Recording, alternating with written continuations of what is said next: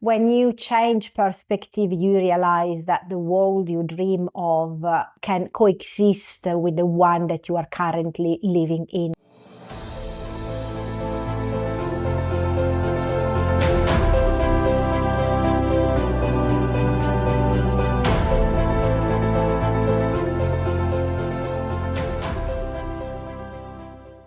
Hello, I'm Giada from School of Shamanism and welcome to my podcast, Walking in Between the Worlds. So why did I call my podcast in this way?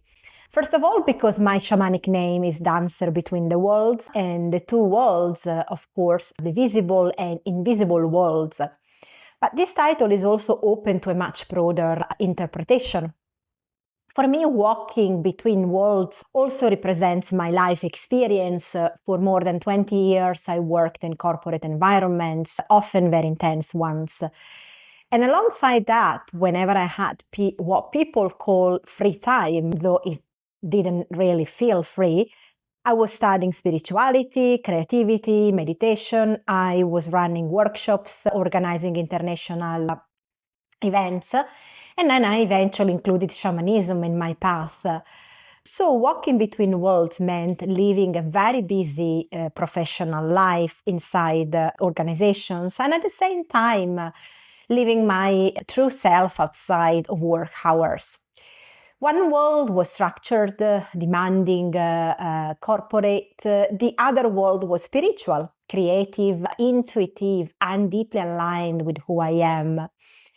And this characteristic is still part of me today. Nowadays, I run a School of Shamanism and Art and Spirituality, my social enterprise based in Edinburgh, which is a non-for-profit and where there is also a corporate well-being branch, Zen Corporate. So even now, I'm still walking between worlds. But I wouldn't say that I am split anymore. It's simply who I am. A whole person made of many parts, wearing different hats. And this podcast is especially for people who work in a so-called 9-to-5 job. And let's be honest for a moment, when I was in corporate, I was dreaming of a 9-to-5 job because my reality was entering the office at 9 in the morning and leaving around midnight. So technically that was a midnight job or a 9 to midnight job. And the rest was almost the rest was what people are considered part-time. So to all the people who complain about having a life after 5, I would gently invite you to reconsider how lucky you actually are. Not everyone that has that privilege. I didn't. And so many people don't. And it's not just about ambition that you want to work, just that job that I was doing, demanding that. And today I still walk between worlds, but not as a division. It's an integration. It's a representation of a more complete version of myself. And this is what I would love to share, of course, with you, this journey. And to those of you that feel stuck in this 9-to-5 job, but dream of doing something else, of following your own mission, your purpose, what the Japanese call ikigai, which is also something that I help people find through my one-to-one work. I want to invite you to shift your perspective, because being between two worlds doesn't mean being divided. It doesn't have to be a battle or a fight. When you change perspective, you realize that the world you dream of can coexist with the one that you are currently living in. And it's of course, it's a challenge, but the real challenge is that most people don't actually know what their other world is. Many people are unaware of what they are good at, what they truly love, what their skills are, or how those skills could eventually support them financially. They might attend courses, study something new, run a workshop occasionally, or explore a passion, but they still label it as just a hobby or just a project. And the first real shift is actually start considering that other activity, even if it's only 1 hour per month, as a potential future reality.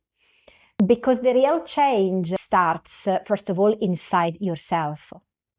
And the moment you truly believe that something is possible, your internal state changes, your energy changes, your vibration changes.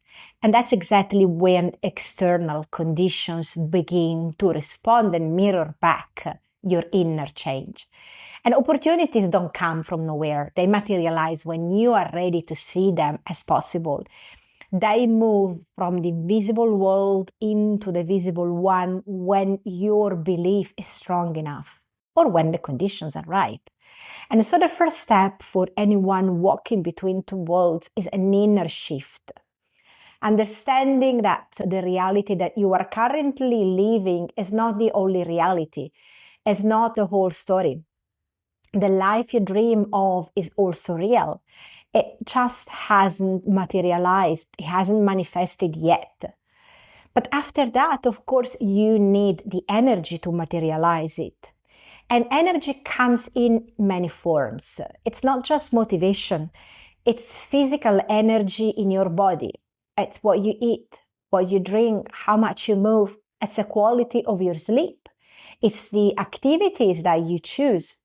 And very importantly, it's the people you surround yourself with. So ask yourself, when I interact with this person, is this an evolutionary relationship? From a soul perspective, of course. Or is it something that I keep only because of habit, obligation, or social expectation? And even though it gives me nothing and take my energy away, but I'm still having that. And so the same applies to activities. Maybe you have always done something because your family chose it for you when you were a child, or because you have always done it. It no longer brings you passion. If it no longer brings you passion, joy, or expansion, then it's time to question it. It's time to quit it, especially now. We are at the beginning of the year, we are in January 2026, and according, of course, to the Chinese calendar, when it comes in mid-February, it will be the year of the horse, about which everyone is speaking now, that we really need a big change, a quick transformation. But we are still now in a month of cutting, a year of conclusion, a time of cleansing. And this is not yet the time of full expansion. That will come in spring. So that's why the idea of the new year, new me, starting on the 1st of January often doesn't work, because January is still winter. It's a time of introspection. It's slowing down. It's clearing out. Nature is still resting. It's still a dark time, a sleeping time. And so instead of forcing new habits right now because it feels good, starting them in January, what you can do is create space. So start cleansing, start changing your inner attitude, start letting go of what no longer works. Because if your life is already full of people, of habits, of activities, commitments that drain you, there is no room for anything new to enter. Just go back over your last year, your 2025. Ask yourself what worked, what didn't. And write down what didn't work. And cut it without hesitation. Because if your energy is not moving in the direction you want to go, it will only become harder later. So just start preparing the ground. Start cultivating your dreams and start accepting that walking between worlds is not a problem. It's a gift. And until you are free, the two worlds can be sisters, supporting each other. If you change your perspective, that's the most important conditions. And that's where the journey truly begins.